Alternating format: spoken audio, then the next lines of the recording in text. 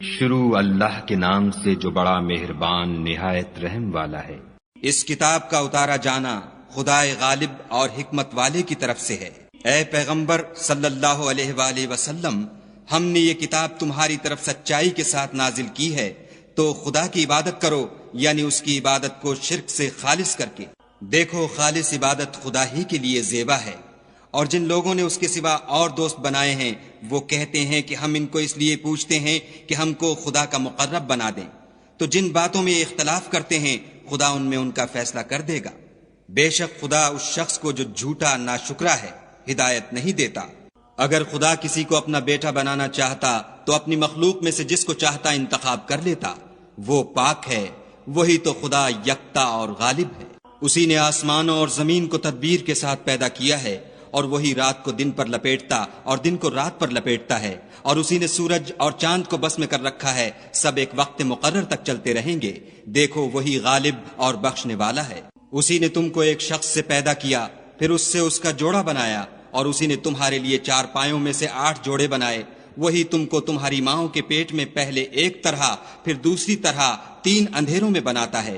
یہی خدا تمہارا پروردگار ہے، اسی کی بادشاہی ہے، اس کے سوا کوئی معبود نہیں۔ پھر تم کہاں پھرے جاتے ہو؟ اگر ناشکری کرو گے تو خدا تم سے بے پرواہ ہے، اور وہ اپنے بندوں کے لیے ناشکری پسند نہیں کرتا، اور اگر شکر کرو گے تو وہ اس کو تمہارے لیے پسند کرے گا، اور کوئی اٹھانے والا دوسرے کا بوجھ نہیں اٹھائے گا۔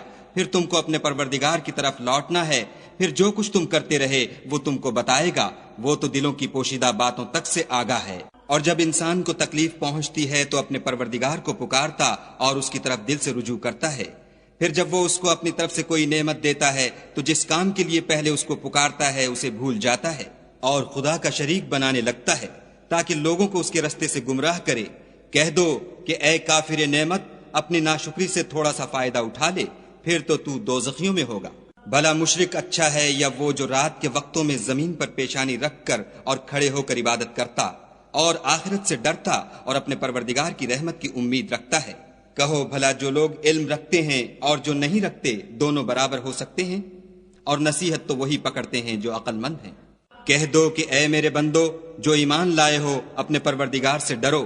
جنہوں نے اس دنیا میں نیکی کی ان کے لیے بھلائی ہے، اور خدا کی زمین کشادہ ہے۔ جو صبر کرنے والے ہیں ان کو بے شمار ثواب ملے گا۔ کہہ دو کہ مجھ سے ارشاد ہوا ہے کہ خدا کی عبادت کو خالص کر کے اس کی بندگی کروں، اور یہ بھی ارشاد ہوا ہے کہ میں سب سے اول مسلمان بنوں۔ کہہ دو کہ اگر میں اپنے پروردگار کا حکم نہ مانوں تو مجھے بڑے دن کے عذاب سے ڈر لگتا ہے۔ کہہ دو کہ میں اپنے دین کو شرک سے خالص کر کے اس کی عبادت کرتا ہوں، تو تم اس کے سوا جس کی چاہو پرستش کرو۔ کہہ دو کہ نقصان اٹھانے والے وہی لوگ ہیں جنہوں نے قیامت کے دن اپنے آپ کو اور اپنے گھر والوں کو نقصان میں ڈالا۔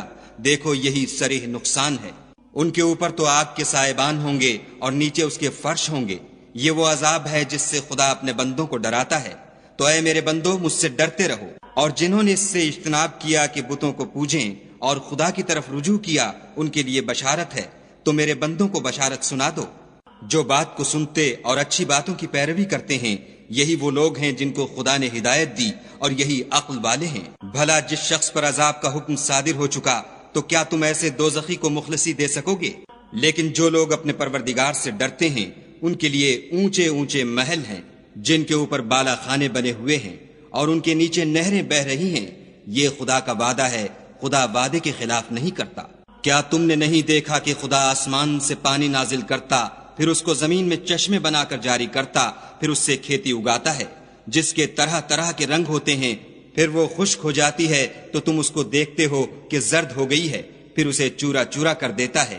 بے شک اس میں عقل والوں کے لیے نصیحت ہے۔ بھلا جس شخص کا سینہ خدا نے اسلام کے لیے کھول دیا ہو اور وہ اپنے پروردگار کی طرف سے روشنی پر ہو تو کیا وہ سخت دل کافر کی طرح ہو سکتا ہے؟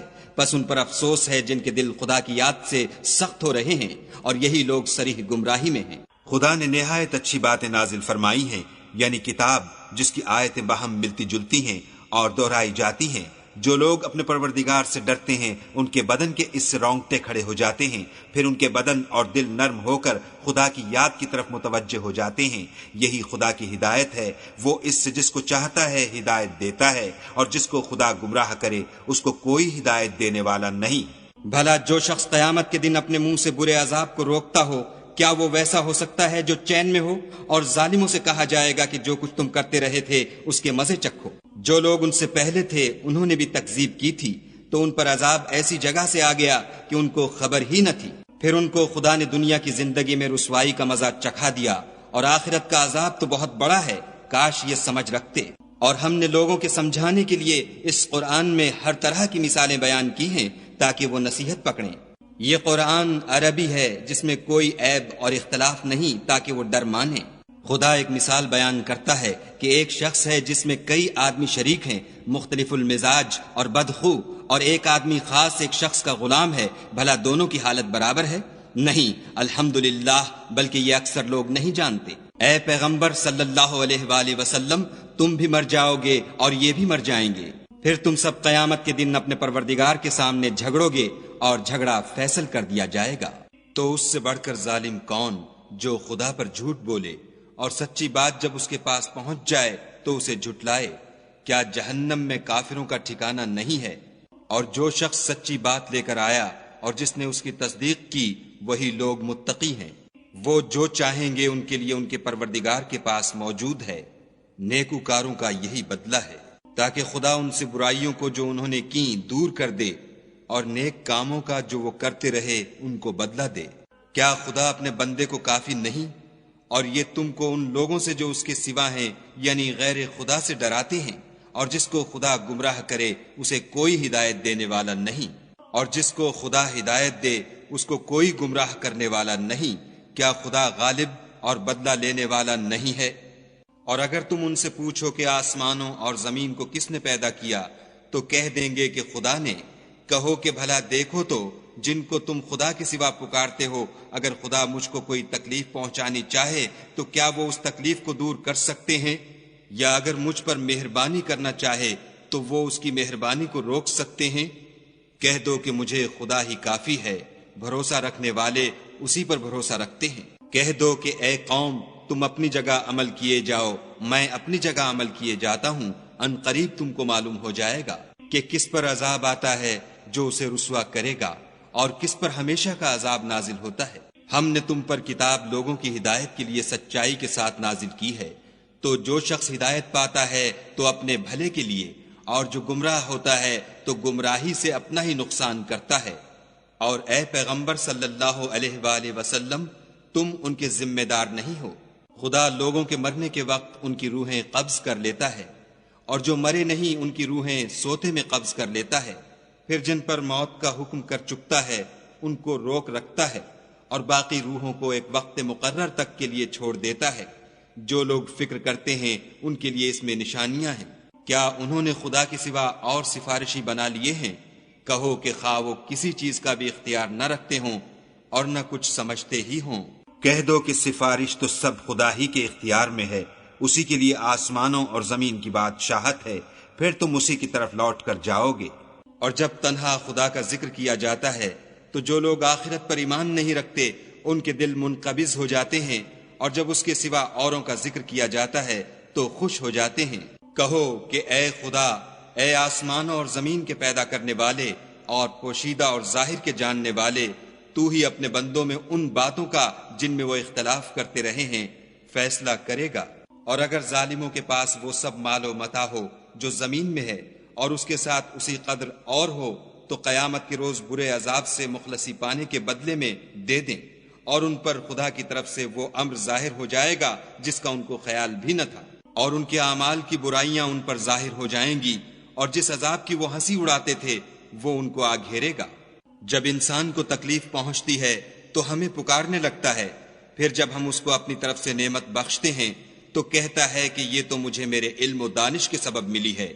نہیں، بلکہ وہ آزمائش ہے، مگر ان میں سے اکثر نہیں جانتے۔ جو لوگ ان میں سے پہلے تھے وہ بھی یہی کہا کرتے تھے، تو جو کچھ وہ کیا کرتے تھے ان کے کچھ کام بھی نہ آیا، ان پر ان کے اعمال کے وبال پڑ گئے، اور جو لوگ ان میں سے ظلم کرتے رہے ہیں ان پر ان کے عملوں کے وبال عنقریب پڑیں گے، اور وہ خدا کو عاجز نہیں کر سکتے۔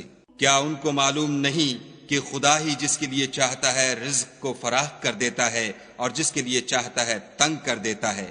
جو لوگ ایمان لاتے ہیں ان کے لیے اس میں بہت سی نشانیاں ہیں۔ اے پیغمبر صلی اللہ علیہ وآلہ وسلم، میری طرف سے لوگوں کو کہہ دو کہ اے میرے بندو، جنہوں نے اپنی جانوں پر زیادتی کی ہے، خدا کی رحمت سے نا امید نہ ہونا، خدا تو سب گناہوں کو بخش دیتا ہے اور وہ تو بخشنے والا مہربان ہے۔ اور اس سے پہلے کہ تم پر عذاب واقع ہو، اپنے پروردگار کی طرف رجوع کرو اور اس کے فرما بردار ہو جاؤ، پھر تم کو مدد نہیں ملے گی۔ اور اس سے پہلے کہ تم پر ناگہاں عذاب آ جائے اور تم کو خبر بھی نہ ہو، اس نہایت اچھی کتاب کی جو تمہارے پروردگار کی طرف سے تم پر نازل ہوئی ہے پیروی کرو، کہ مبادا اس وقت کوئی متنفس کہنے لگے کہ ہائے ہائے، اس تفسیر پر افسوس ہے جو میں نے خدا کے حق میں کی اور میں تو ہنسی ہی کرتا رہا، یا یہ کہنے لگے کہ اگر خدا مجھ کو ہدایت دیتا تو میں بھی پرہیزگاروں میں ہوتا، یا جب عذاب دیکھ لے تو کہنے لگے کہ اگر مجھے پھر ایک دفعہ دنیا میں جانا ہو تو میں نیکوکاروں میں ہو جاؤں۔ خدا فرمائے گا، کیوں نہیں، میری آیتیں تیرے پاس پہنچ گئی ہیں، مگر تو نے ان کو جھٹلایا اور شیخی میں آ گیا اور تو کافر بن گیا۔ اور جن لوگوں نے خدا پر جھوٹ بولا، تم قیامت کے دن دیکھو گے کہ ان کے منہ کالے ہو رہے ہوں گے۔ کیا غرور کرنے والوں کا ٹھکانہ دوزخ میں نہیں ہے؟ اور جو پرہیزگار ہیں ان کی سعادت اور کامیابی کے سبب خدا ان کو نجات دے گا، نہ تو ان کو کوئی سختی پہنچے گی اور نہ غمناک ہوں گے۔ خدا ہی ہر چیز کا پیدا کرنے والا ہے اور وہی ہر چیز کا نگراں ہے۔ اسی کے پاس آسمانوں اور زمین کی کنجیاں ہیں، اور جنہوں نے خدا کی آیتوں سے کفر کیا وہی نقصان اٹھانے والے ہیں۔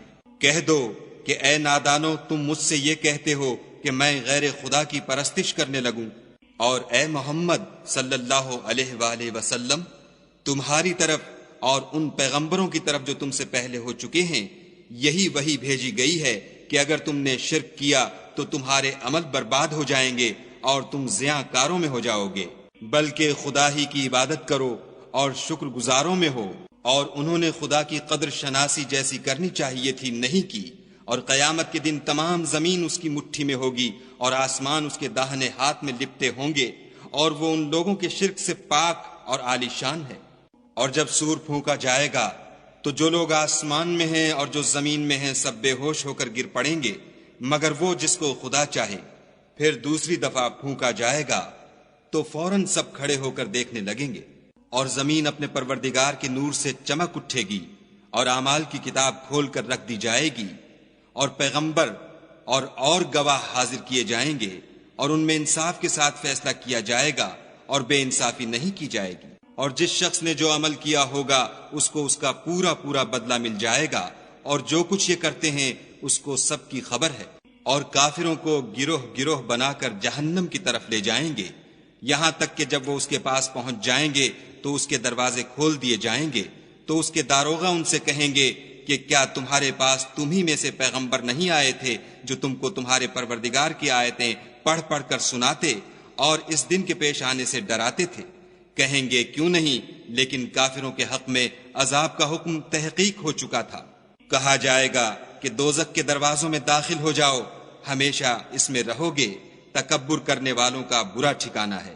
اور جو لوگ اپنے پروردگار سے ڈرتے ہیں ان کو گروہ گروہ بنا کر بہشت کی طرف لے جائیں گے، یہاں تک کہ جب اس کے پاس پہنچ جائیں گے اور اس کے دروازے کھول دیے جائیں گے تو اس کے داروغہ ان سے کہیں گے کہ تم پر سلام، تم بہت اچھے رہے، اب اس میں ہمیشہ کے لیے داخل ہو جاؤ۔